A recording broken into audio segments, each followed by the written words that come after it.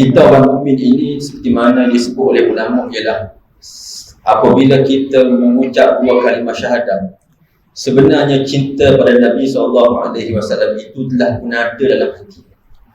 Cumanya seperti mana yang diibaratkan ialah seperti gula yang berada dalam cawan, kita perlu kacau. Benda itu dah ada apabila kita sebut bahawa kita beriman bahawa Nabi Muhammad itu Rasulullah Allah. Jadi Nabi itu telah pun ada dalam hati kita. Bila sempak pasal keunggulan Nabi SAW ini, maknanya Nabi ini bukan manusia biasa, tapi tetap manusia. Nabi tetap manusia tapi bukan manusia biasa. Maka siapa yang mengatakan bagi ini Tuhan ini manusia, maka pada wafat habis, maka itu tak ada rohaninya mati. Bila rohaninya mati di akhirat, benda mati ini adalah simpan kena bakar. Kena bakar. Ini bidalan mursyid saya menyatakan begitu. Pastikan pihak rohanimu hidup. Bagaimana untuk kamu menghidupkan rohanimu? Dengan rohanimu mencintai Nabi SAW. Kata Nabi, begitulah nanti dalam badan-badan manusia di pada mahsyar. Aku akan tengok umat aku ini, muka dan kaki tangannya bercahaya.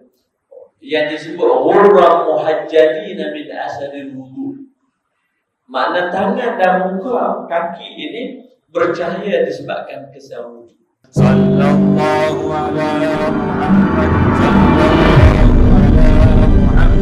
sallallahu ala Muhammad, sallallahu ala. Bismillahirrahmanirrahim. Alhamdulillahirabbil alamin, wassalatu wassalamu ala asyrafil anbiya'i wal mursalin wa ala alihi wa sahbihi ajma'in.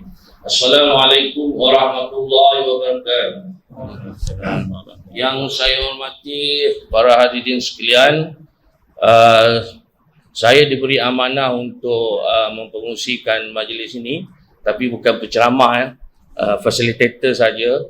Tapi saya dah prepare 2 muka surat soalan. 2 orang kan, 1 muka surat 1 orang. Dia ada 2 panel kan. Tapi oleh kerana ada masa yang telah diberitahu tadi, saya cuba ringkaskanlah apa yang kita nak bincangkan pada hari ini. Terlebih dahulu pihak jawatan kuasa Surah An-Najah mengucapkan terima kasih kepada yang dihormati Dr. Muslim yang biasa mengajar kita tentang sirah Nabi SAW, dan juga Dr. Ahmad Fakrul Razi daripada Jabatan Al-Quran Sunnah UKM, dan juga para hadirin sekalian yang hadir pada hari ini. Semoga majlis ilmu kita pada hari ini memberi manfaat kepada tuan-tuan dan puan-puan dan juga diri saya sendiri. Baik, sebenarnya bila kita menyambut sambutan Maulidur Rasul setiap tahun ni, kalau kita lihat, didapati bahawa nama Nabi Muhammad SAW ini menjadi isu setiap hari. Setiap hari dibahaskan dan disebut serta dipuji ataupun dikeji.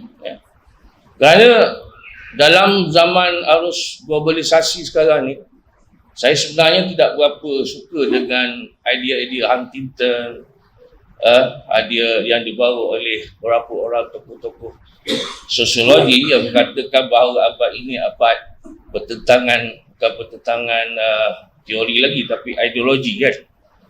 Kerana apa yang berlaku sebelum 9/11 itu sebenarnya kita dapati bahawa musuh-musuh Rasulullah ni dan musuh umat Islam ini sentiasa tidak akan berdiam diri untuk cuba mempelekehkan perjuangan Rasulullah SAW. Dan balik kepada tema forum kita pada hari ini, matlamat utama adalah untuk memuliakan dan mencintai Rasulullah SAW. Selari dengan tema Maulidur Rasul tahun ini di peringkat kebangsaan yang bertemakan perpaduan teras Malaysia Madani. Kalau nak sekirakan nak membahas tentang Madani dengan kaitan dengan perjuangan Rasulullah SAW ni, 3 hari 3 malam tak habis kan. Kerana banyak sangat tafsiran yang berkaitan dengan Madani dan juga perjuangan Rasulullah SAW itu sendiri. Kemudian objektif kita adalah untuk mendidik jiwa supaya cinta, hormat dan patuh kepada ajaran yang dibawa oleh Rasulullah SAW. Dan yang kedua, ini untuk anak-anak kita ya, mengajar anak-anak kita supaya kenal dan cinta kepada Rasulullah SAW lebih daripada tokoh-tokoh idola yang lain. Terutamanya yang super Amerika tu kan, ada Batman lah, ada Ultraman lah, ada apa macam-macam lah idola-idola yang ditunjukkan untuk mempengaruhi pemikiran anak-anak kita ni ya. Kemudian kalau kita lihat dari segi latar belakang ya, kita kagum dengan ketokohan Rasulullah SAW ini kerana dia dikenali dan dimuliakan, dicintai, dimusuhi dan dicatat dalam kitab-kitab sebelum Al-Quran lagi. Malah mereka menunggu ketibaan Rasulullah SAW itu sebagai Rasul di akhir zaman.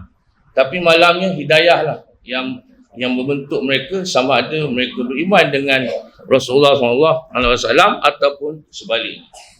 Dan saya rasa keturunan Rasulullah lah yang paling jelas sekali dalam dunia ni. Walaupun ada orang buat salah silap Fir'aun ke apa ke, itu semua bohong belaka kan. Tapi dari segi salah silap Rasulullah jelas. Betul Ustaz salah silap Rasulullah jelas jelas. Sangat jelas. Tak boleh lawan lah ya. Kemudian disebut setiap waktu kan. Setiap saat disebut. Keliling dunia orang azan dan sebagainya. Dibahaskan watak dia. Sehingga dia dikatakan membawa ideologi Muhammadanism. Saya pun tak setuju. Setengah perbahasan oleh Cedik Pandai Barat itu biasalah mereka cuba nak merendah-rendahkan Orientali Barat yang cuba nak merendah-rendahkan watak dan peribadi Rasulullah SAW. Kemudian kalau kita lihat Rasulullah itulah seperti Al-Quran. Apa yang ada dalam Al-Quran tu, itulah daripada diri Rasulullah sallallahu alaihi wasallam. Terkandunglah dalam itu ada ilmu akidahnya, ilmu Islamnya, ilmu tasawufnya, malah ilmu falsafah itu sendiri ada dalam konteks Rasulullah sallallahu alaihi wasallam itu sendiri. Sehingga dibahaskan watak dan pemikiran Rasulullah itu membawa kepada saintologi sekarang. Membawa kepada pendekatan saintologi sekarang. Walaupun telah diasuh oleh pihak sekular, tetapi sebenarnya konteks bagaimana kita memahami sesuatu ilmu itu melalui kaedah sains itu sebenarnya dibawa oleh lebih awal oleh Rasulullah SAW sendiri. Dan dalil-dalil menunjukkan bahawa memuliakan Rasulullah ini sangat banyaklah. Saya rasa akan dikupas oleh kedua orang ustaz kita, misalnya dalam surah Al-Imran ayat 31, surah Al-Nisa ayat 80. Kalau tak betul beritahu saya lah ya ustaz saya ni cuma bidan terjun je. Dan ada juga berapa hadis riwayat oleh Anas radhiyallahu an misalnya dia kata sabda Rasulullah SAW, tidak sempurna iman seseorang dari kamu sehingga dia lebih mencintai aku daripada kedua orang tuanya, anaknya dan manusia seluruhnya. Riwayat Al-Bukhari Jadi kita mulakan dulu soalannya kepada Ustaz Muslim, sebab dia Dr. Muslim, sebab dia ada hal yang tak dapat dielakkan. Jadi boleh tak Ustaz, kita ni sebenarnya dah 1,500 tahun jarak dengan Rasulullah SAW. Kita tak tengok dia macam mana wajah dia, melainkan riwayat-riwayat yang telah tercatat dalam sirah-sirah At-Tirmizi dan sebagainya kan. Tapi yang hebat ni, kita mengenal cara macam tu pun kita dah rasa, orang kata boleh menangis lah. Boleh menangis lah bila melihat baca watak Rasulullah tu dan sebagainya. Jadi apakah sebab kita ni dalam jarak yang begitu jauh tapi ada rasa cinta dan juga rasa sayang kepada Rasulullah? Dan kalau kita rasa cinta dan rasa sayang pada Rasulullah itu, taat kepada dia, apakah balasan yang Allah akan bagi kepada kita? Soalan. Itu.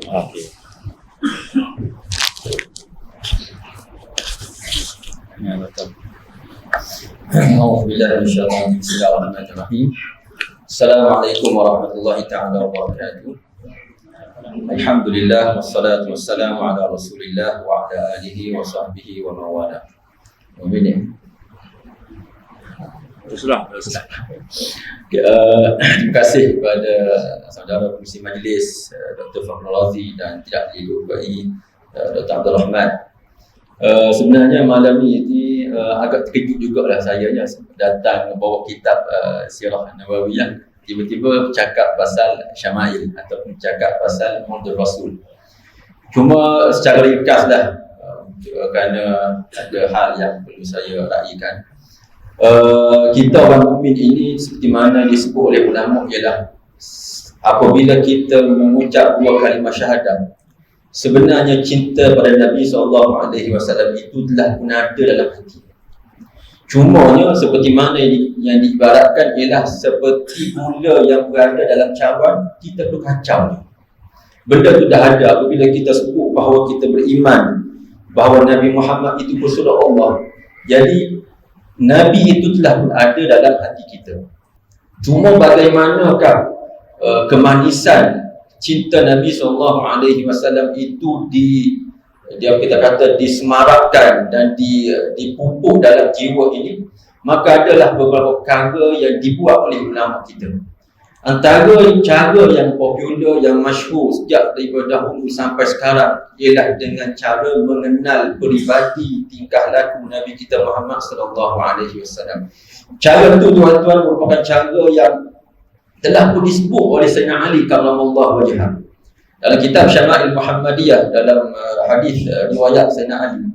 Sayyidina Ali menyebut bahawa Nabi SAW ini antara sifat baginda ialah man ra'ahu badahatan habah wa man khalatahu ma'rifatan ahabbah. Kata Sayyidina Ali, siapa-siapa yang melihat Nabi secara mula-mula lihat Nabi, dia akan rasa gelu, dia akan rasa takut. Mungkin kita pernah dengar satu hadis Nabi SAW menyebut bahawa nusitu birra'bi masirata syahrin, kan? Antara benda yang ada pada jiwa Nabi SAW ialah orang akan takut dengan Nabi SAW. Tapi kata Sayyidina Ali, wa man khalatahu ma'rifatan ahabba. Siapa-siapa yang bergaul dengan Nabi, siapa-siapa yang mula kenal perangai akhlak Nabi SAW, dia akan mula sayang dan juga cinta kepada Nabi SAW.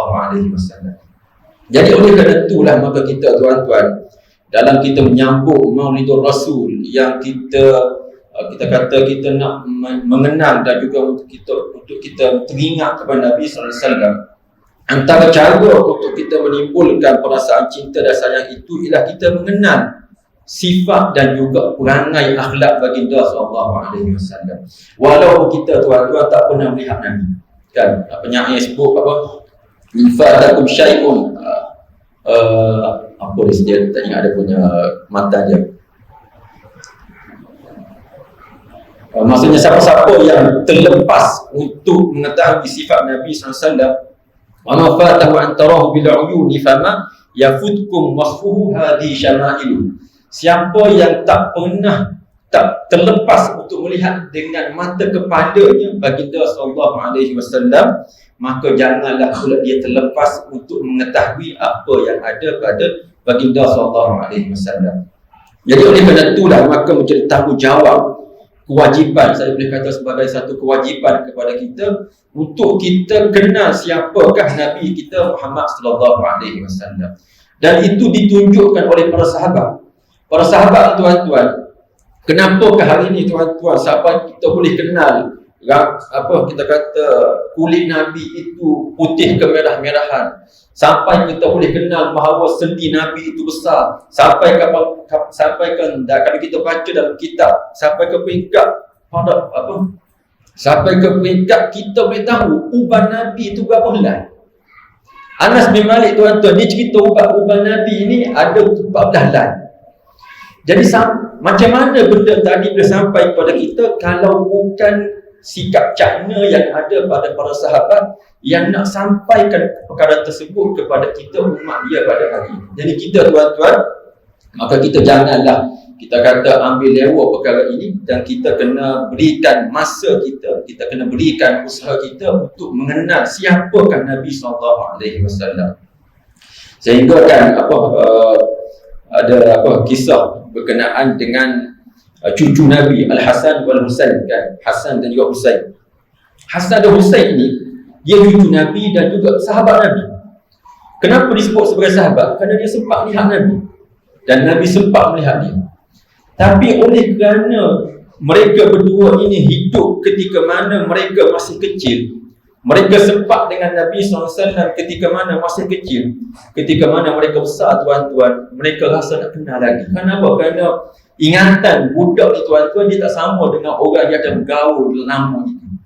Jadi oleh kerana itulah dalam kitab-kitab menyebut bahawa Hasan dan juga Husain ini, oleh kerana dia nak, kita kata nak kenal Nabi SAW, walaupun dia ni cucu Nabi, dia tergolong dalam di kalangan sahabat Nabi, tapi dia ada satu sikap untuk kenal lebih Nabi SAW sampai ke peringkat dia bersaing sama sendiri. Dia bersaing sama sendiri. Abang itu Al-Hasan pergi tanya ayah dia, kan? Al-Husain pergi tanya anak tiri Nabi Hani bin Abi Hadad. Kedua-dua ini tuan-tuan bersaing sama sendiri untuk mengenal Nabi SAW, dan apabila mereka dapat satu pengetahuan, dia akan cerita kepada saudaranya, ataupun dia akan cerita Al-Hasan akan cerita kepada Husain, dan juga Husain akan cerita kepada Al-Hasan. Semua ini menunjukkan kepada kita bahawa tanggungjawab kita tuan-tuan sejak daripada sahabat lagi, kita kena kenal Nabi SAW. Tak cukup tuan-tuan kita hanya meraihkan ataupun kita kata mengenal bilakah Nabi lahir. Bila Nabi lahir tuan-tuan, itu sejarah. Itu sejarah. Tapi siapakah Nabi, itulah tanggungjawab kita sebagai orang Islam. Jadi oleh kerana kerana cerita pasal Syama'il itu memang panjang lebar dah. Cuma apa yang disebut oleh ditanya oleh pengurusi tadi, apakah ganjaran kepada orang yang cinta Nabi SAW? Ganjarannya ialah seperti mana yang Nabi sendiri sebut, al-mar'u ma'a man ahab, kan? Al-mar'u ma'a man ahab. Sesungguhnya seseorang itu berada bersama dengan orang yang dia sayang. Dan hadis ni tuan-tuan, hadis yang mutawatir, yang berpunca daripada ada seorang lelaki yang datang jumpa Nabi SAW, yang dia kata bahawa dia ni amalan tak berapa banyak, kan? Kita kata amalan biasa-biasa lah. Lalu dia tanya Nabi SAW, aku duduk di mana nanti? Dalam syurga. Masuk syurga tu insya-Allah lah. Tapi syurga ni tuan-tuan kita kata besar, terlalu besar, kan? Sampai ke peringkat dalam hadis yang menyebut bahawa orang yang paling lekeh sekali lah, orang yang paling lekeh sekali masuk syurga ni tuan-tuan, dia punya tempatnya ialah 10 kali ganda langit bumi. Jadi syurga ni tuan-tuan besar, terlalu besar. Jadi sahabat tadi tanya, aku duduk mana nanti? Tapi dengan maksud bahawa dia nak duduk dengan Nabi. Dia nak duduk dengan Nabi, tapi dia tahu bahawa amalan dia itu amalan yang sikit, yang biasa. Lalu kata Nabi SAW yang kita sebut sebentar tadi, al-mar'u ma'a man ahab. Walaupun amalan dia mungkin sedikit, walaupun kedudukannya tuan-tuan mungkin dah tak sama dengan orang lain, tetapi apabila dia mempunyai cinta kepada Nabi SAW, maka dia akan berada dengan seorang atau siapa yang dicintainya. Kalau kita tuan-tuan sayang kepada Nabi, insya-Allah kita akan bersama dengan Nabi SAW. Kalau kita minat pada pelakon, duduk dengan pelakon lah kita nanti, kan? Kalau kita minat dengan main bola, duduk sekali dengan Ronaldo lah nanti. Jadi pula lah dengan siapakah kita pilih untuk kita bersama dengan pada hari kiamat nanti. Jadi itulah tuan yang boleh saya kongsikan, harap boleh puas hati lah dalam keadaan waktu yang sebekas ini. Assalamualaikum warahmatullahi wabarakatuh. Terima kasih Ustaz. Semoga kita pun akan berada dengan Rasulullah SAW. InsyaAllah. Okay, Ustaz Fakrul kan? Para sahabat ini sangat untung lah. Sebab mereka bertemu dengan Rasulullah, boleh bercakap, boleh berdialog, kadang-kadang ada sahabat sampai boleh memeluk Rasulullah dan sebagainya. Dan sahabat Rasulullah ni bermacam-macam seperti mana yang telah disebutkan oleh Ustaz Muslim tadi ya. Ada golongan tua, golongan muda, dewasa, kanak-kanak dan sebagainya. Dan ada yang tak pernah berjumpa pun tapi dia agak sebagai sahabat juga. Sebagai bagaimana Uwais Qarani kan. Kemudian tak silap saya Raja Hafsah kan. Raja Hafsah yang melindungi umat Islam itu dianggap juga sebagai sahabat Rasulullah SAW. Jadi sahabat dia ni berbagai lapis masyarakat ya. Alhamdulillah. Tapi kita ni dia mengaku sebagai saudara. Jadi saya rasa perkataan saudara tu lebih rapat daripada perkataan sahabat. Sebab saudara ni macam adik-beradik kan, sepupu sepapak dan sebagainya. Sebab kita jauh daripada baginda kan. Jadi baginda Rasulullah SAW mengaku kita sebagai saudara Jadi berdasarkan kepada pengiktirafan itu, bagaimana sahabat ni sangat merasa cinta kepada Rasulullah dan apa yang mereka tunjukkan, buktikan sebagai rasa cinta itu. Dan sehinggalah menjadi generasi Al-Quran dan generasi contoh kepada umat yang terakhir ini dan menjadi ciri-ciri kepada orang ataupun contoh kepada umat yang mencintai Rasulullah. Jadi kita kalau nak mencintai Rasulullah, lihatlah kita sebagai saudara baginda dan juga bagaimana sahabat yang dulu melaksanakan perkara yang menunjukkan mereka itu sangat mencintai Rasulullah. Jadi apakah sebagai umat yang dingakui saudara pada akhir zaman ini dapat mencintai Rasulullah SAW dengan sebenar-benarnya?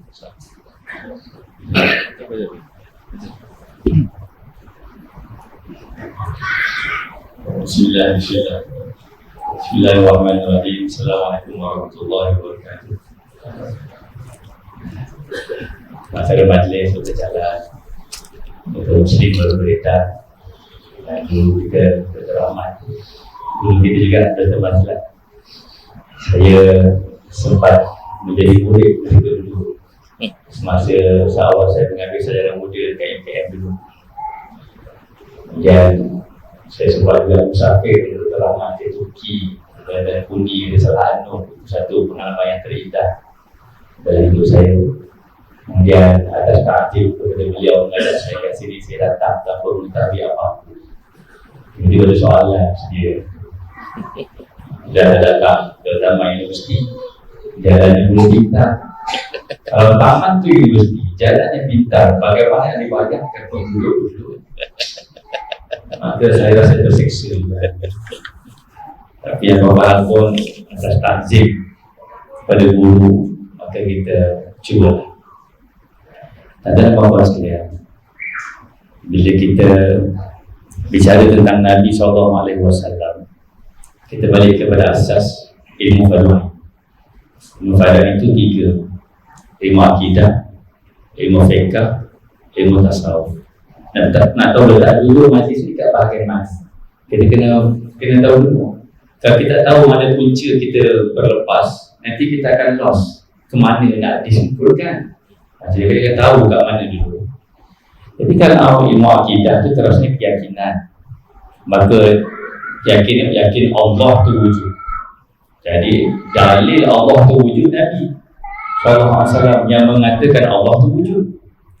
Dan baginda Nabi SAW tidak berdusta, dan baginda menyampaikan wahyu dari Allah SWT yang namanya Al-Quran dan juga yang namanya hadis, yang juga namanya perbuatan baginda. Itu semua dalam kategori wahyu.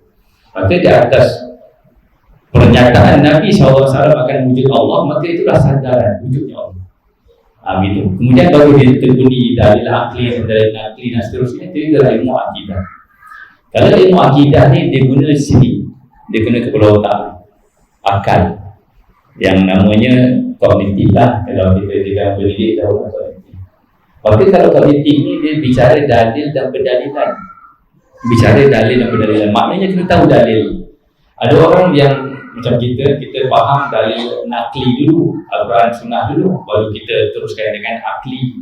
Tapi bagi orang lain yang tidak percaya kepada Al-Quran dan hadis, maka mereka bermula dengan dalil akal dulu.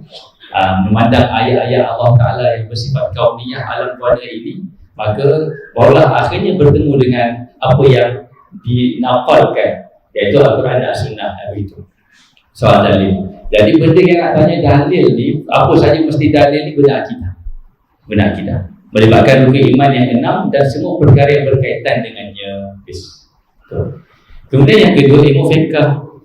Ilmu fiqh ni melibatkan perbuatan amaliyah, jasadiah, peramalan jasad, fizikal kita ini fiqh. Ya. Jadi kalau untuk berfiqh juga saudaranya siapa? Nabi SAW. Cuma dalam fiqh ni kita mengambil apa yang Nabi sampaikan.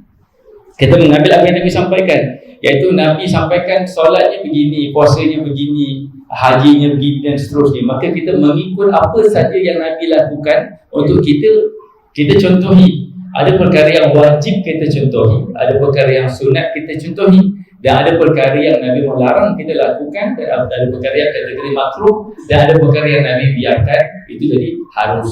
Begitu. Jadi kalau fiqh mengikut apa yang Nabi buat. Kalau akidah berfikir apa yang Nabi sampaikan sallallahu alaihi wasallam. Yang ketiga tasawuf. Tasawuf ni adalah soal Nabi itu sendiri. Bagaimana Nabi itu sendiri dengan kita sallallahu alaihi wasallam. Dia bukan soal mengambil dan memikirkan apa yang Nabi sampaikan, dalil dan pendalilan itu akidah. Dia bukan soal mengikut apa yang Nabi lakukan, itu fiqh. Tapi tasawuf adalah soal Nabi itu sendiri kita nak ambil. Itu tasawuf. Jadi bila kita nak ambil Nabi itu seorang nak masukkan kita tu, maka kita fikir macam mana nak masukkan seseorang ke dalam hati kita. Dan itulah kalimah mahabbah, cinta. Cinta. Tuan-tuan ada anak, saya juga ada anak. Tapi kalau anak-anak tuan-tuan main dekat jalan, saya tak peduli.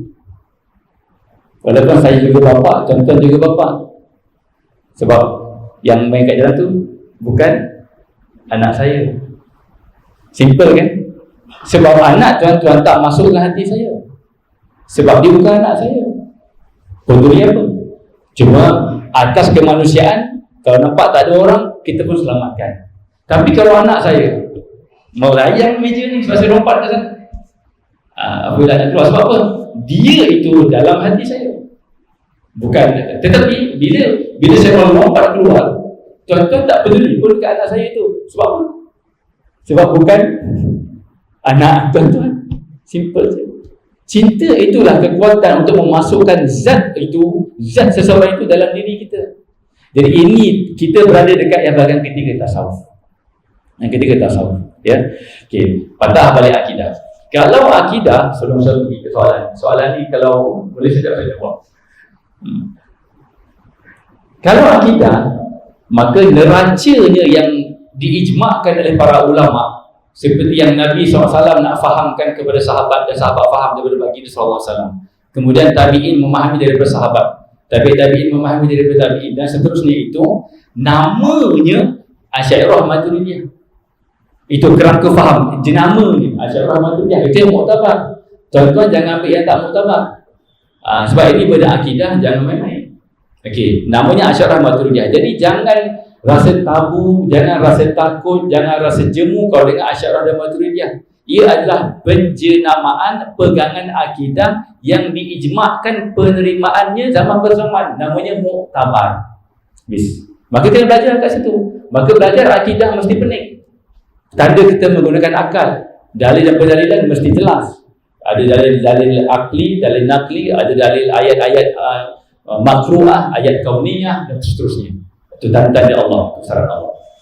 Ada pun fiqh yang kedua, pelajaran bagaimana cara nak ikut Nabi SAW. Tak boleh ikut sembrono, tak boleh ikut suka-suka hati kita je. Baca literal hadis, baca literal ayat Quran, maka terus buat begitu saja. Ada yang kata maknanya mana saya baca Quran, tak ada pun disebutkan dalam Al-Quran bahawa maknanya binatang yang namanya babi itu maknanya terlarang sepenuhnya. Yang terlarang adalah dagingnya, maka bulunya okey. Sebab apa? Dalam Quran kata dagingnya saja. Benarkah begitu cara nak faham? Tak benar.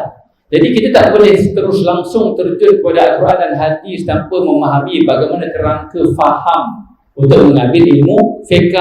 Dan jenama untuk mengambil kerangka faham ilmu fiqh tu namanya apa dia? Mazhab. Maka jangan kita berfiqh tanpa mazhab. Ini cara kita cinta Nabi lah ni.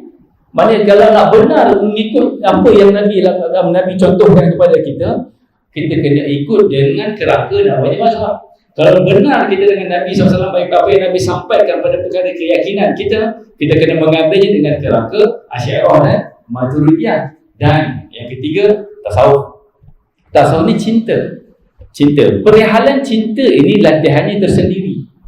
Medan untuk melatih kecintaan kepada Nabi SAW tu ilmu tasawuf. Medannya itu, madrasahnya itu, pusat latihannya. Itu namanya apa dia? Namanya tariqah. Maka sesiapa yang tidak ada tariqah, dalam arti kata lain, dia tak belajar cara untuk bercinta dengan Nabi SAW. Ibaratnya siapa yang tak masuk universiti, maka dia tak akan dapat degree. Gitulah ibaratnya. Tariqah tu sistemnya. Dan bila sistem cara bercinta ini dia terbuka. Maka ada cara nisbahnya tariqah A, tariqah B, tariqah C dan sekian-sekian. Maka kita kena gabungkan Asy'ariyah dan Maturidiyah dalam akidah, mazhab dalam fiqh, tariqah dalam tasawuf. Gabung tiga-tiga ini barulah namanya kita ahli sunnah wal jamaah. Baru kita benar dengan Nabi SAW. Kalau akidah kita ambil apa yang Nabi nyatakan, apa yang Nabi ucapkan, apa yang Nabi sampaikan bahawa Allah tu wujud, kita ini hamba Allah, Allah tu pencipta. Okey, itu akidah. Dan kalau fiqh, kita meniru apa yang Nabi SAW percontohkan pada kita. Tetapi tasawuf, kita nak Nabi itu dalam diri kita. Maka dia melibatkan mahabbah. Dan mencintai Nabi SAW ini tidak boleh dengan cinta biasa. Dia kena dengan cinta luar biasa. Siapakah makhluk yang Allah jadikan penuh keluar biasaan? Itulah Nabi SAW. Pada baginda sempurna kemanusiaan, innama ana basarun mithlukum. Sempurna kemanusiaan, yuha ilayya. Tetapi pada baginda juga sempurna perkenalan untuk kita ma'rifah kepada Ar-Rahman. Itu. Dan pada baginda juga sempurna jamal dan jalal Allah Subhanahu wa taala. Contohnya begini, Nabi Yusuf handsome tak? Handsome. Tapi kehandsoman Nabi Yusuf membuatkan baginda Nabi Yusuf alaihissalam terpedaya. Bukan terpedaya, dia memperdaya Zulaikha. Okay. Antara Nabi Yusuf dengan Nabi Muhammad SAW, mana lagi handsome? Tak payah fikir dah. Tak payah buat perbandingan. Akal yang sihat, rohani yang jernih dan sihat, maka akan cakap Nabi SAW yang paling handsome. Tapi handsome-nya Nabi SAW tidak akan membuatkan baginda terfitnah seperti mana terfitnahnya Nabi Yusuf. Sebab apa? Handsome Nabi Yusuf hanya ada handsome Nabi Yusuf hanya ada jamal, keindahan Allah. Tetapi handsome-nya Nabi Muhammad SAW ada jamal Allah, keindahan Allah, dan ada jalal Allah. Lantaran itu manusia, seperti yang Dr. Muslim cakap tadi, manusia takut pada Nabi SAW, tapi hati mereka tak mampu untuk tidak mencintai Nabi SAW. Hati mereka mencintai Nabi SAW, tapi diri mereka tak mampu untuk menatap wajah baginda langsung. Sebab apa? Bergabung pada Nabi SAW itu apa dia? Jamal dan jalal. Contoh lain, Nabi Musa alaihissalam. Kuat tak kuat? Kuat. Dia singgul sikit orang Kipti itu mati. Ya? Okey. Antara Nabi Musa dan Nabi Muhammad SAW, mana lagi kuat? Tak payah nak fikir. Pastinya Nabi Muhammad SAW yang lebih kuat. Okey, tetapi kuatnya Nabi Muhammad SAW takkan membuatkan orang mati. Sebab apa? Sebab pada jalal kekuatan Nabi SAW ada jamalnya. Gitu. Maka penampilannya berbeza. Kita berbanding Nabi Musa alaihissalam. Satu lagi contoh, singgung tentang yang Dr. Jalal sebut tadi tentang Muhammadan. Okey, Nabi Isa alaihissalam. Okey, betapa beratnya fitnah Nabi Isa alaihissalam sehingga orang umatnya, kaumnya mengangkat dia sebagai Tuhan, mempertuhankan Nabi Isa. Maka Nabi Muhammad SAW yang Allah jadikan sebagai penyebab untuk kita kenal Allah, tetap tidak akan ada yang menyembahnya. Sebab apa? Sebab konsepnya begini tuan-tuan, apa saja yang terfitnah oleh kepada Nabi-Nabi terdahulu tidak akan dialami oleh Nabi Muhammad SAW, kerana baginda itu insan kamil yang manusia Allah ciptakan sempurna, iaitu sempurna jamal dan jalalnya. Gitu. Adapun kalau pendekatan perbahasan Muhammadiyah dan sebagainya itu, mereka hanya perbahasan kerana mereka terkeliru siapa itu hakikat Muhammadiyah. Tetapi tidak akan ada orang yang bersujud kepada Nabi Muhammad SAW. Hatta kalau yang dekat selatan negara tanah air ni pun, yang tak mahu sebut namanya itu, okay, yang keluar video sebagainya mengakini bahawa Muhammad itu bla bla bla, tak sebut itu kan. Itu hanya dakwaan mulut. Kita akan nampak mereka itu bersemayam, bersujud kepada Nabi SAW, bahkan mereka tak solat pun.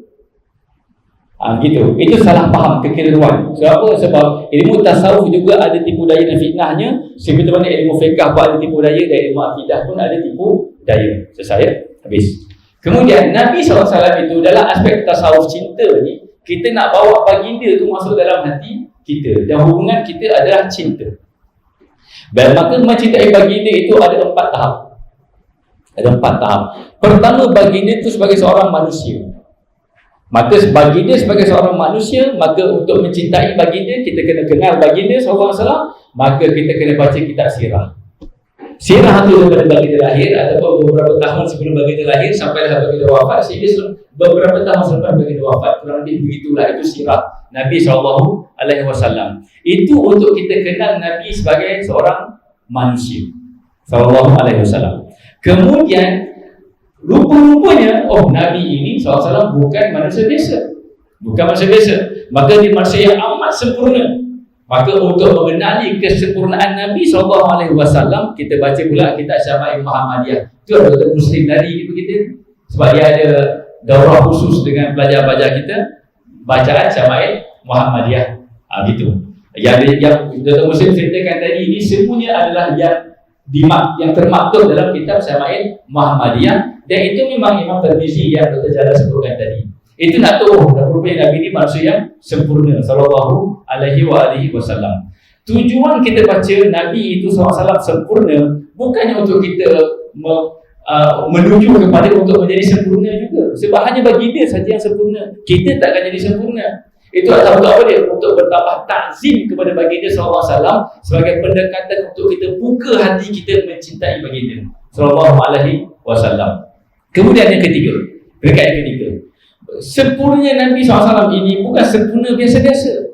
Tadi manusia bukan manusia biasa, manusia yang sempurna. Sempurna ini pun bukan sempurna yang biasa-biasa, tapi sempurna yang agung. Sempurna yang agung. Sehingga keagungan Nabi SAW ini ada khususiah yang hanya ada pada Nabi saja SAW, yang boleh pada Nabi saja SAW, yang tak boleh, ada yang boleh pada Nabi saja SAW, ada yang tak boleh pada Nabi saja SAW. Itu keagungan baginda. Maka di sana ada ulama yang mengumpulkan riwayat-riwayat, sehingga menukilkan kitab yang namanya Khasaisun Nabi SAW, keunggulan Nabi SAW. Bila sempat pasal keunggulan Nabi SAW ini, maknanya Nabi ini bukan manusia biasa, tapi tetap manusia. Nabi tetap manusia, tapi bukan manusia biasa. Maka siapa yang mengatakan baginda itu hanya manusia, maka pada wafat habis, maka itu tak ada rohaninya mati. Bila rohaninya mati di akhirat, benda mati ini akan simpan kena bakar. Kena bakar. Ini bidalan mursyid saya menyatakan begitu. Pastikan pihak rohanimu hidup. Bagaimana untuk kamu menghidupkan rohanimu? Dengan rohanimu mencintai Nabi SAW. Dengan cinta itu, Nabi itu hidup dalam kecintaan. Memang basyariahnya telah wafat, tetapi rohaniahnya hidup. Dan rohaniahnya itu tetap berfungsi untuk menjadi asbab kerahmatan kepada umat baginda sampai hari akhirat. Bahkan di hari kiamat pun baginda menjadi asbab kerahmatan. Sebab baginda disebut sebagai rahmatan lil alamin. Awas! Jangan ikut mana-mana asatizah, mana-mana pendakwah, mana-mana manusia yang kurang ajar dengan Nabi SAW yang mengatakan bahawa Nabi dah mati habis. Itu kalau dia anak kecil, kita sepak. Kalau cucu kita sebut, maksudnya itu masalah kita mendidik cucu kita. Kalau anak kita sebut, itu benda kita kena istighfarkan. Jangan sampai begitu. Nabi dia manusia, tapi sempurna. Bukan saja sempurna, tapi agung. Keagungan Nabi SAW merupakan baginda bukan seperti manusia biasa. Dan seagung-agung baginda tidak akan dipertuhankan. Bahkan baginda lah jalan untuk kita kenal Tuhan. Takkan kita kenal dan mencapai makrifah kepada Allah tanpa melalui jalan kecintaan kepada Rasulullah SAW. Jalan cinta. Sesiapa yang mendakwa makrifah kepada Allah tapi tidak melalui perjalanan bimbingan mencintai Rasulullah SAW, makrifahnya pada akal, bukan pada rohani yang hakiki. Itu perbahasan panjang. Okay, keunggulan Nabi SAW. Selesai? Okay, itu tahap yang ketiga. Rupanya unggulnya Nabi SAW sampai ke peringkat bahawa baginda itu adalah apa dia? Allah Ta'ala sifatkan sebagai cahaya. Nur. Qad ja'akum minallahi nurun wa kitabun mubin. Itu sandaran ayatnya. Okay, nur kat situ merujuk kepada Nabi SAW. Ini adalah bukan cahaya macam matahari, cahaya lampu, bukan. Ini adalah cahaya makrifat. Maknanya baginda itu adalah cahaya untuk kita makrifat kepada Allah Subhanahu wa taala. Dan awaludin ma'rifatullah. Begitu. Jadi baginda itu cahaya. Bila baginda itu dicintai, bermaksud kita memasukkan baginda dalam hati kita, dalam rohani kita. Dan baginda itu bercahaya. Maka dengan cahaya baginda yang kita telah masuk ke dalam rohani kita, maka rohani kita terbuka basirahnya. Bila terbuka basirahnya, maka memandanglah kita akan aplikasi kepada sifat 20 yang kita pelajari itu. Sifat nafsiyah, sifat salbiyah, sifat ma'aniyah, sifat ma'nawiyah. Apa aplikasinya? Untuk mencapai 4 martabat tauhid, iaitu tauhid pada af'al, tauhid pada asma', tauhid pada sifat, dan tauhid pada zat. Itu saya tak nak urai, itu biar kuliah yang lain. Begitu. Itu semua dengan cahaya Nabi SAW.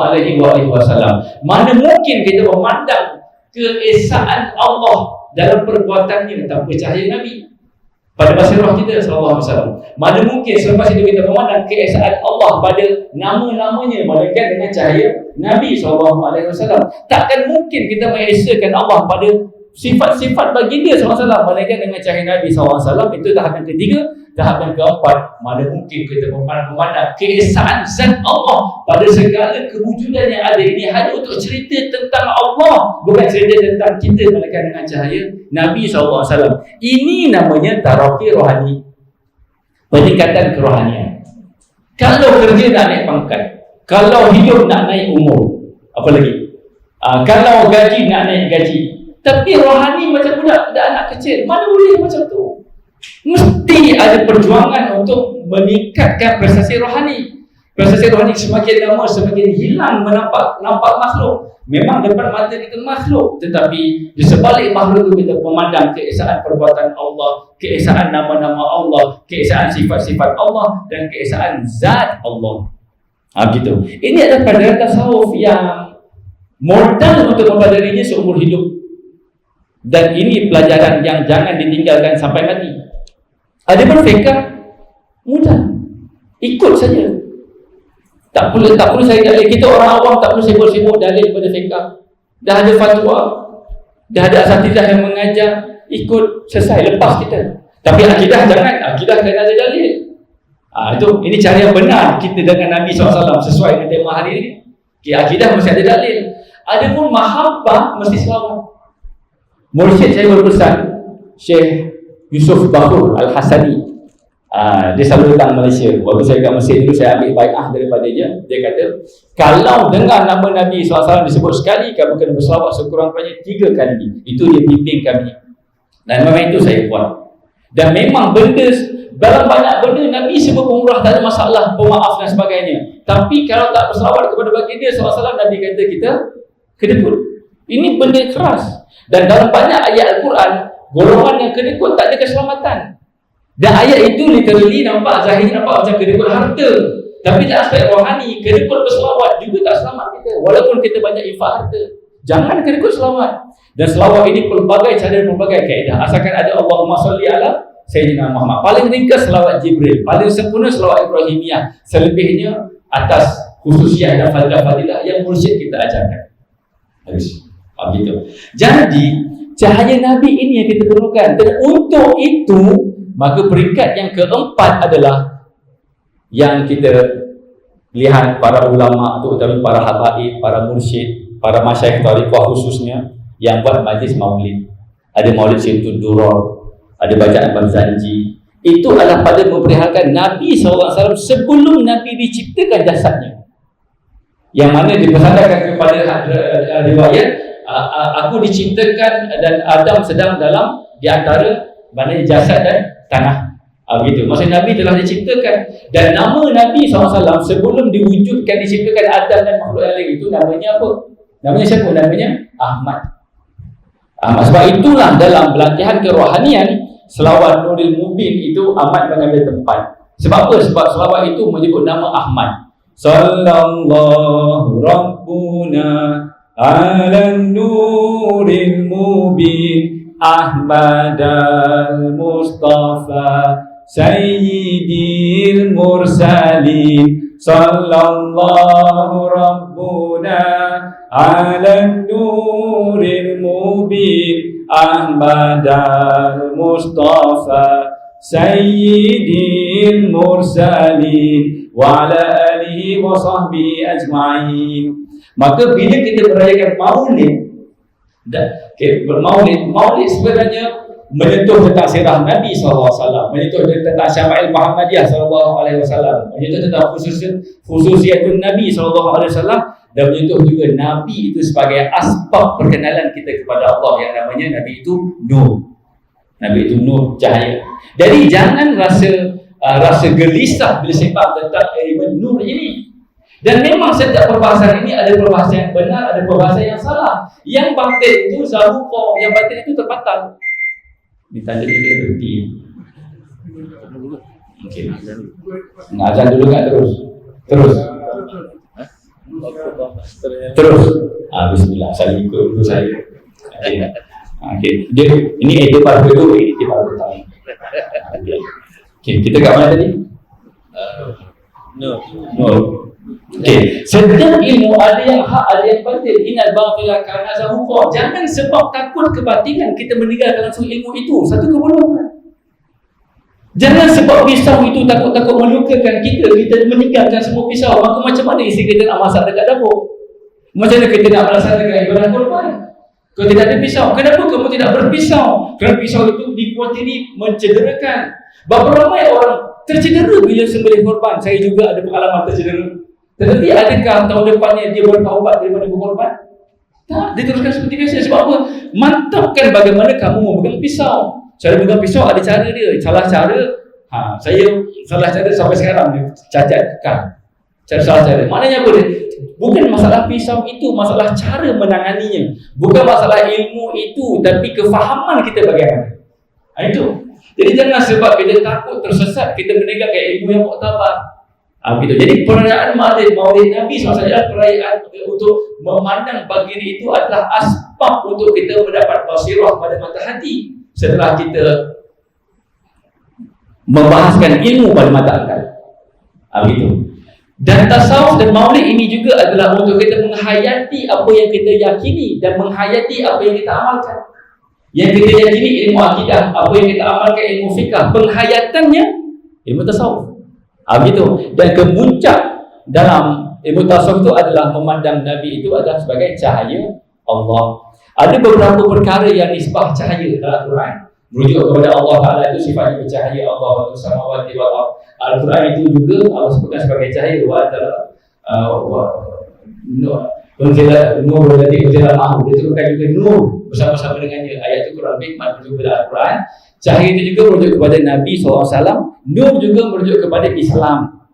Jadi ada ayat-ayatnya. Maka itu ada makna yang mendalam yang perlu untuk kita fahami. Begitu. Jadi itulah 4 peringkat bagaimana kecintaan kepada Nabi SAW. Peringkat bacaan sirah kita semua selesai. Syama'il Muhammadiyah, para habaib kita telah memberikan peranan yang begitu relevan dan signifikan untuk membaca Syama'il Muhammadiyah. Setiap kali ada lebih ulama pasti akan ada kata Syama'il Muhammadiyah. Tentang khususnya Nabi SAW juga telah dibacakan. Dan itu semua tidak ada masalah. Cuma yang agak kita kurang adalah apa ya? Bicara tentang Nabi itu pintu makrifah kita kepada Allah Subhanahu wa ta'ala. Itulah majlis maulid. Tentang bahawa Nabi itu cahaya. Bila Nabi itu cahaya, cahaya Nabi itulah yang mencerikkan basirah kita untuk kita menikmati Allah yang kita yakini, untuk kita menikmati ibadat yang kita tekuni. Maka akhirnya kita tak akan rasa terbeban dengan agama Islam ini. Kita akan rasa gembira. Dan dengan cahaya itulah kita mencapai hakikat pengabdian kita kepada Allah. Apa maksud pengabdian kepada Allah? Tak terputus kita dengan Allah. Tak terputus apa? Tak terputus ingatan. Tak terputus ingatan kepada Allah. Sekarang ini kita ingat tak kat isteri kita? Ingat? Mana yang lebih ingat? Kita dalam masa kita memandang isteri kita ke ataupun semasa kita tidak memandang isteri kita? Semasa memandang. Saya nak pandang isteri saya, tapi isteri resminya memang tak buka pintu. Memang saya kalau kuliah, malam isteri saya memang akan buka pintu. Gitu. Sebab saya memang suka pandang isteri saya waktu berkuliah. Sebab dia akan mendoakan saya. Gitu. Dan saya perlukan doa isteri saya itu ke mana pun. Gitu. Tapi pintu tak buka, dia tak apa. Tapi dia kata, kalau saya dapat pandang lebih ingat. Ibarat saja. Okey. Kita ingat tak kat UKM sekarang ni? Tak ingat sangat. Sebab kita duduk berseluruh. Bila sampai masuk pejabat, baru ingat UKM. Ibaratnya macam tu lah ya. Okey. Macam mana kita nak ingat Allah kalau kita tak pandang Allah? Macam mana nak pandang Allah kalau tak ada cahaya Nabi SAW? Macam mana dapat cahaya Nabi kalau Nabi itu tak dalam hati kita? Macam mana kita nak jadikan Nabi itu dalam hati kita SAW dengan mencintai baginda? Dan adakah kita boleh mampu layak mencintai baginda dengan cinta manusia biasa? Jawapannya tak layak, tak mampu. Kita hanya boleh mencintai baginda dengan cinta dari baginda sallallahu alaihi wasallam. Contoh, kenapa saya anak tu main kat jalan, ambil contoh tadi, anak main kat jalan. Saya panggil, itu anak tuan-tuan lah. Saya panggil, oh anak mari sini. Lepas tu bapak kandungnya panggil, anak mari sini. Dia akan lari kat tuan-tuan. Dia lari kat saya ke lari kat bapak kandung dia? Dia akan lari dekat bapak kandung dia. Sebab apa? Sebab ada connection cinta bapak kandung yang ditumpahkan kepadanya. Bila bapak kandung memanggil dengan cinta itu, cinta bapak kandung yang telah dipendam dalam hatinya itu yang menariknya untuk kembali ke sumber kecintaannya, iaitu bapak kandungnya. Saya juga ayah, bapak kandung tu ayah. Dari status keayahan kita sama. Tapi anak tadi tak detect panggilan saya sebab kasih saya tak simpan dekat dia. Itu saja. Jadi kita perlu dapatkan kasih Nabi SAW kepada kita. Nak dapatkan kasih Nabi SAW, kita perlukan doa dari Nabi SAW. Untuk mendapatkan doa dari Nabi SAW, kita perlu mendoakan Nabi SAW. Untuk mendoakan Nabi SAW, bagaimana caranya? Selawat. Maka kita berselawat untuk kita berkomunikasi dengan Nabi SAW. Kita selawat sekali, Nabi SAW balas 10 kali. 10 kali selawat Nabi kepada kita itu doa. Doa baik ke doa buruk? Doa baik. Baik baginda itu sebagai apa? Rahmatan lil alamin. Rahmatan lil alamin yang ada pada Nabi SAW itu dari siapa? Dari Allah Ar-Rahman Ar-Rahim. Kasih itulah yang melimpah dalam hati kita. Sehingga akhirnya bila semakin lama semakin banyak kasih Nabi, doa Nabi, kasih Nabi, doa Nabi, cahaya Nabi SAW dalam hati kita. Dengan kasih Nabi itulah kita mencintai baginda SAW. Jangan harap kita bercinta baginda tanpa dengan cinta baginda. Gitu. Meyakini kita wajib cinta kepada Nabi SAW itu mudah. Tapi adakah seawal kita meyakini wajib mencintai baginda SAW? Seawal itu kita telah mencintai baginda? Tak. Kemudian kita fahamkan, kalau dah cinta Nabi SAW, adakah kita tak bermaksiat langsung? Ini yang kata cinta Nabi maulid tak habis awal dosa apa? Itu kalam-kalam buruk yang tak faham seni bimbingan kerohanian. Sebab apa? Kita mencintai Nabi, target kita bukan nak jadi maksum. Kita bertarikah untuk bertasawuf, kita belajar asyarah maturidiyah, kita bermazhab dan kita bertarikah untuk sunnah al-sunnah wal jamaah, bukan untuk menjadi maksum. Maksum tiada lagi selepas Nabi SAW. Maka memang kita akan berdosa. Maka jangan dicemu orang berdosa itu. Asalkan dalam kedosaannya itu dia tetap memandang pengampunan Allah, dia tetap dalam radar kerahmatan Allah. Hatta sebaliknya, kalau awak bertaat sekalipun tapi awak nampak dirimu bertaat dalam semulia diri, awak terputus dari Allah. Sebab apa? Sebab awak tak memandang keesaan Allah pada perbuatan, pada nama, pada sifat dan zatnya. Itu penting ilmu tasawuf. Diawali ilmu tasawuf itu dengan memperbanyakkan Selawat. Dan inilah yang digambarkan oleh ayat surah Al-Hujurat, wa'lamu anna fikum Rasulullah. Ketahuilah kamu semua bahawa dalam kalangan kamu Rasulullah SAW. Kita rujuk tafsir Tabari, tafsir Ruhul Ma'ani, tafsir Mafatihul Ghaib, okey. Tafsir Ibnu Ashur Tahrir wa Tanwir, okey. Wa'lamu anna fikum Rasulullah. Keberadaan Nabi SAW di tengah-tengah sahabat yang sahada ada isu. Ayat itu surah Al-Hujurat ayat 7.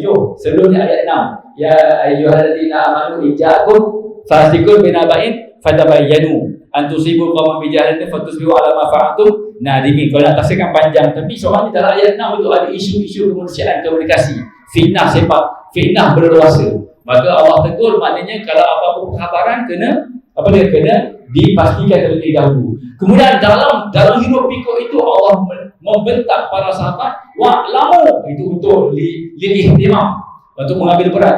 Ketahuilah bahawa dalam kalangan kamu ada Nabi SAW. Adakah sahabat tak tahu Nabi ada di kalangan mereka? Tahu, tapi tak perasan. Sehingga bergaduh itu.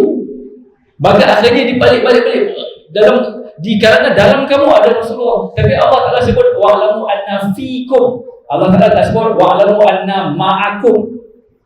Kalau ma'akum itu maksudnya bersama kamu. Kalau fikum dalam kamu, maka dia ada makna yang sesuai sepanjang zaman. Maksudnya apa dia? Selepas dalam sahabat, zaman kita ni, ayat itu tetap ditujukan pada kita juga. Maka dalam diri kita ada kasih Nabi SAW. Itu je yang perlu kamu hargai. Ataupun dalam diri kita ini ada limpahan kasih Nabi kepada kita yang perlu kita hargai. Untuk kita attach dengan kasih tersebut, maka kita kena banyak berselawat kepada Nabi Muhammad SAW. Dan bila kita berselawat, sebab apa? Sebab bagi dia layak untuk diselawatkan. Atas kesyukuran kita menjadi umat Nabi Muhammad SAW. Dan selawat ini ada pelbagai kategori. Selawat yang paling anak-anak kecil dekat tadika ada sekolah rendah, selawat dan dapat pahala. Kemudian maknanya dah faham sikit ke selawat dengan fadilat dan ganjaran untuk kita rasa kesyukuran kepada Ar-Rahman. Gitu, tu dah dekat tinggi sikit. Tapi selawat yang paling bermakna adalah berselawat untuk terhubung rohani dengan baginda Nabi SAW. Selawat ini biasanya diambil daripada mursyid yang membimbing ataupun wakil-wakilnya. Maka boleh beramal dengan mana-mana selawat dengan niat tersebut. Gitu. Dan selawat Nabi SAW tidak ada yang dikatakan melampau. Sebab dihimpunkan selawat semua umat manusia daripada zaman Nabi Adam sampai ke kiamat tidak dapat menyamai betapa unggulnya Nabi SAW di sisi Allah Subhanahu Wa Taala. Maka kalau ada mana-mana makhluk yang kata jangan melampau dalam selawat, tinggalkan makhluk itu dengan kematian hatinya. Jangan mencemuhnya, raikan kemanusiaannya, tapi jangan ambil kira apa yang dia kata. Sebab apa? Tidak ada yang dikatakan melampau dalam berselawat. Kalau kata melampau, kita berselawat dengan malaikat selawat. Siapa lagi lama selawat? Kita hidup dulu ke malaikat hidup dulu? Malaikat hidup dulu. Ada Allah Ta'ala kata malaikat melampau lah kamu selawat. Lebih bombastik lagi, di antara malaikat selawat dengan Allah berselawat, siapa lagi lama? Itu dah luar radar. Tak boleh nak lagi lama, tak boleh disebab pada Allah. Sebab Allah Ta'ala itu khaliq. Sifat salbiyah kena mengambil tempat kidam baqa mukhalafatul hawa disekaibu binasi dan wahdaniyah. Allah jangan dibagaimanakan. Gitu. Tapi kalau nak faham juga secara perumpamaan, maka pastilah Allah Ta'ala paling sejak azali berselawat kepada Nabi SAW. Maka tiba-tiba macam mana ada orang yang betul-betul tak pandai ini kata jangan melampau-lampau dalam selawat. Apa benda?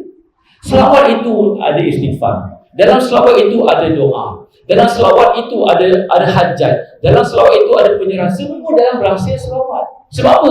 Sebab itulah khususnya umat Nabi Muhammad SAW selawat. Ada tak umat lain yang disyariatkan memuji Nabi mereka? Tak ada. Kita saja yang ada syariat memuji Nabi kita. Tiba-tiba kita ada pula makhluk yang kata jangan melampau-lampau dalam selawat. Nampak tak? Makhluk tu kurang kasih sayang. Maka perlu hadiah Fatihah banyak-banyak kepadanya. Jangan berhajat berhujah. Dia pun keras hati dia akan menyakit pada kita. Itu pesan para mursyid.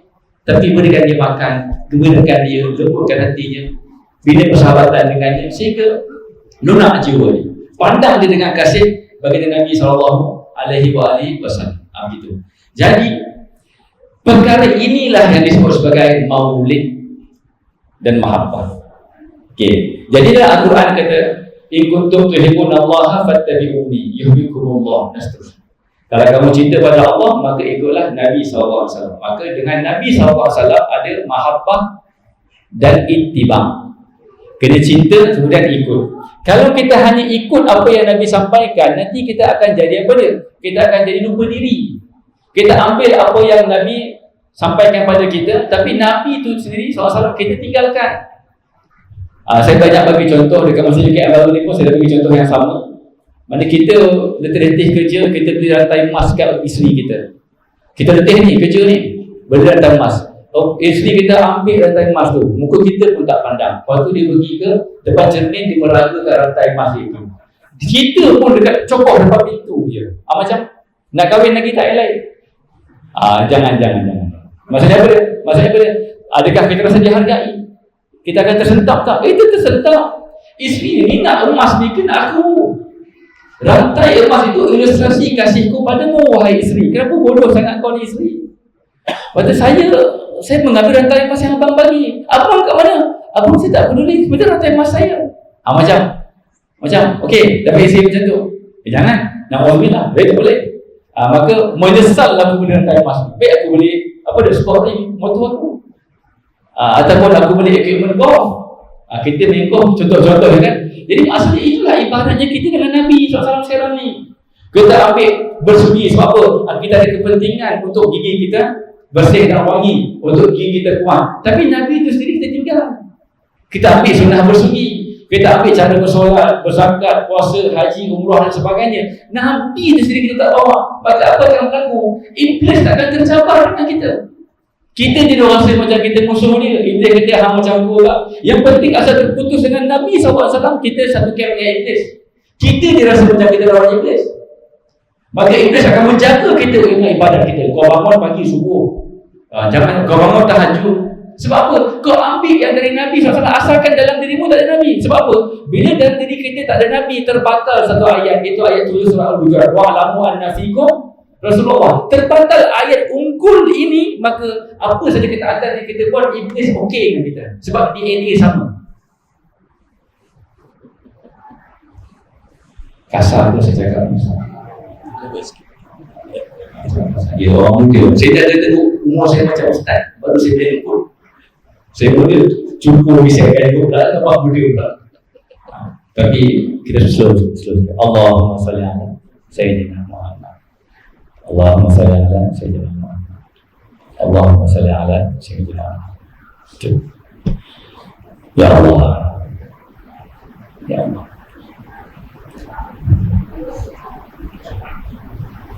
Jadi cukuplah kita mengambil apa yang dari Nabi SAW.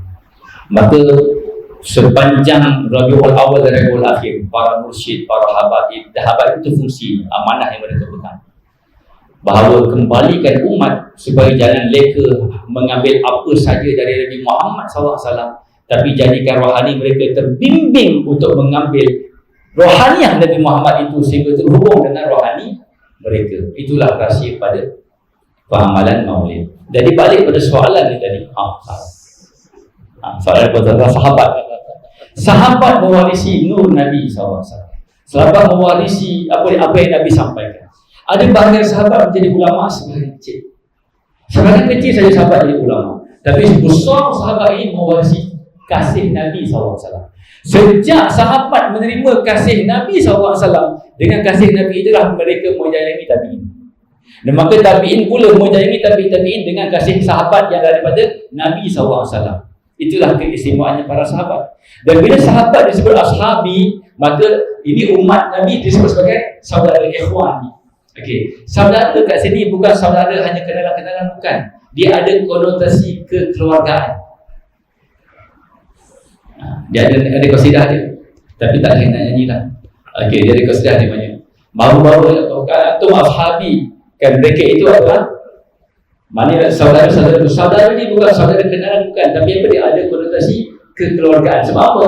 Sebab hubungan kita dengan Nabi SAW bagi dia bapa rohani kita.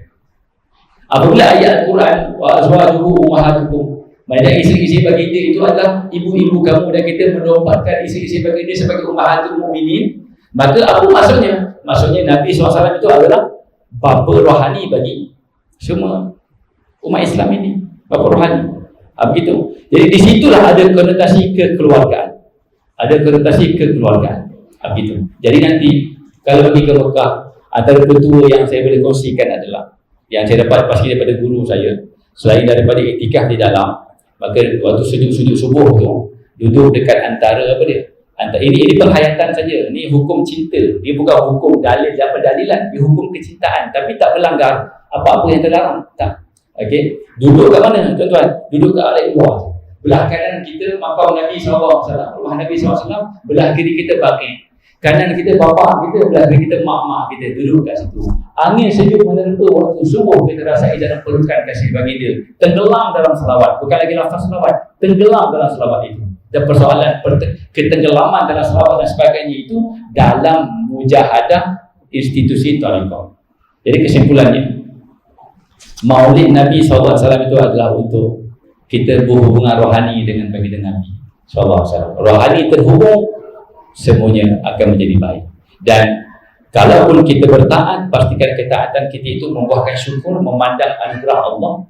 Dan pastinya kita akan tergelincir maksiat, tetap memandang Allah Maha Pengampun, maka kita masih on track dengan Allah. Semuanya itu dengan syafaat Rasulullah sallallahu alaihi wasallam. Allahumma salli ala sayyidina Muhammad alladzi jaa bil haqqil mubin wa arsaltahu rahmatan lil alamin. Minta maaf lebih itu kurang. Kalau ada salah berbangkit, sifu saya sebelah. Jangan terima saya. Kan itu rahmat. Gitu. Terima kasih jalan atas peluang yang ada. Arah saja supaya tak ada soalan dah. Tak ada soalan. Wallahualam. Assalamualaikum warahmatullahi wabarakatuh. Terima kasih kepada Ustaz Fahrul Razi. Ada 4 ciri ya, bagaimana seorang itu mencintai dan jalan mencintai Rasulullah SAW.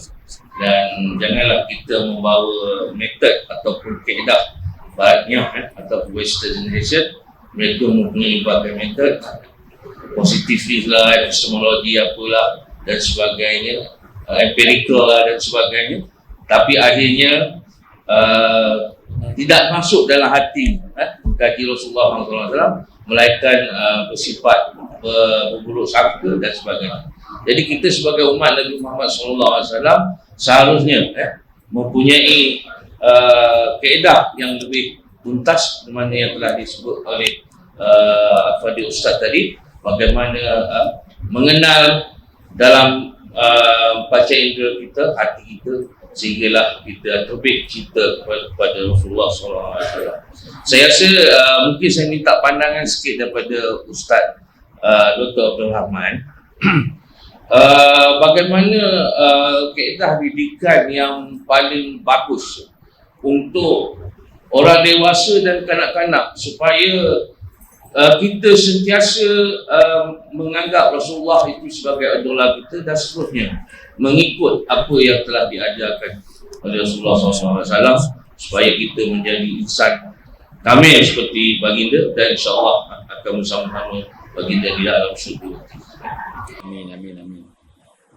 Bismillahirrahmanirrahim. Assalamualaikum warahmatullahi wabarakatuh. Kita dah kena malam, kita tak layak dengan istilah Nabi yang kuat. Kita dengan yang di luar. Terima ringkasnya kesimpulan daripada apa yang disebut oleh Ustaz Muradi pada lebar agak tinggi tadi. Dan kita memang perlu cintakan Nabi SAW. Dan itulah yang ditagih oleh orang yang beriman. Bahkan Nabi SAW sebelum Nabi wafat, Nabi pergi ziarah berkuburan Baqi'. Nabi kata, wadidtu law anni ara ikhwan. Dia kata, alangkah indahnya kalau aku boleh jumpa dengan saudara-saudara. Lalu sahabat tanya, ala sudah ikhwan ya Rasulullah, bukankah kami ini saudaramu wahai Rasulullah? Lalu kata Nabi, antum ashabi, kamu semua ini sahabat-sahabat. Ikhwani, saudaraku ni, alladzina ya'tuna min ba'di yu'minuna bi wa lam yarahu. Saudara-saudaraku ni adalah orang yang datang selepas aku wafat dan mereka beriman kepada aku tapi tak pernah jumpa. Kata Nabi, wasa'al qawnahum alal haud. Tapi aku akan tunggu mereka nanti di qalam Nabi pada masa. Nabi tak tunggu kita semua. Sahabat tanya lagi, ya Rasulullah, wa kaifa ta'rifuhum? Wa kaifa ta'rifuna? Bagaimana Tuhan boleh kenal mereka? Nabi tak pernah jumpa kita, kita tak pernah jumpa Nabi. Macam mana kita nak jumpa, nak kenal satu sama lain? Kalau kita pergi airport kan, kita pergi selalunya kita pergi airport, seminar ke apa, orang tak kenal kita, dia tulis nama, dia tunggu depan tu bawa kertas A4 itu tulis nama kita. Kita pergi agak tangan, dia okey bawa kita. Sekarang Nabi kita kenal kita tak kenal dia. Sahabat tanya, macam mana nak cakap Tuhan dengan mereka? Lalu kata Nabi membuat analogi, kata dia, bagaimana kalau kamu ada satu kelompok ternakan lembu ini, dalam banyak-banyak lembu itu ada sejenis spesies lembu yang kaki putih dan juga ada tombok di dahi. Kamu boleh beza ada di antara lembu-lembu yang banyak. Kata sahabat, bawakan, boleh kenal lah. Ini tak ada apa tombok, dah ini ya. Ada tombok, boleh dipisahkan satu sama lain. Ada lembu susu, ada putih tu kan. Kata Nabi, begitulah nanti dalam banyak-banyak manusia di pada mahsyar nanti. Aku akan tengok umat aku ini, muka dan kaki tangannya bercahaya, yang disebut ghurran muhajjalina min asaril wudu. Makna tangan dan muka kaki ini bercahaya disebabkan kesan wudu. Mana Nabi terhadap tubuh kita. Jadi di antara petanda yang Nabi boleh mengecam dan mengenal kita, ialah kita berwudu dengan sempurna, mengikut sebagaimana yang telah diajar oleh Rasulullah kepada kita. Jadi dengan sebab itu nanti Allah. Jadi untuk membolehkan kita mencintai Nabi, di samping kita memperbanyakkan selawat supaya Nabi ini masuk dalam hati kita sebagaimana yang kita sebut secara panjang lebar tadi, kita juga perlu menjadikan Nabi ini sebagai ikutan di dalam kehidupan kita. Sebab itu dalam Quran kata, laqad kana lakum fi Rasulillahi uswatun hasanah. Kamu pada Rasulullah contoh yang baik. Maksudnya kita mesti mencari Nabi untuk kita mengikuti Nabi Muhammad sallallahu alaihi wasallam. Sekiranya kita tidak mengikuti Nabi, maka pada masa itu kita pastinya akan kehilangan Nabi dan kita tidak memiliki apa-apa yang berkaitan dengan Nabi. Di dunia kita ketiadaan Nabi, di dalam kubur kita ketiadaan Nabi, di akhirat kita ketiadaan Nabi. Maka pada masa itu pastinya kita di dalam kerugian. Jadi tuan-tuan dan puan-puan Allah, kita mengharapkan dengan kita menyambut dan memperingati kewujudan Nabi SAW, sebagaimana yang Tuhan firmankan, ketahuilah bahawa dalam kalangan kamu wahai sahabat ada Rasulullah, dan kita juga sebagai umat Islam perlu ketahui bahawa bersama dengan kita umat Islam ini, kita memiliki Nabi pada sunnahnya, pada ajaran Nabi, supaya kita dapat mengikuti dan juga mencontohi Nabi SAW. Jadi itulah tuan-tuan dan puan Allah, sedikit sebanyak yang dapat saya kongsikan, dan masa pun sudah agak kelewatan. Semoga apa yang kita bincang pada malam ini sedikit sebanyak dapat memberikan suatu gambaran kesedaran dan juga kecintaan kita kepada Nabi kita Nabi Muhammad SAW, dan juga untuk mencetuskan kita lebih lagi untuk mengenali Nabi. Saya di rumah ada seorang pelajar bagi hadiah satu buku sirah Nabi yang ditulis oleh Mark Link. Dia bukan Islam, masuk Islam, belajar kaji Nabi, tulis sirah Nabi untuk menzahirkan betapa dia menghargai Nabi.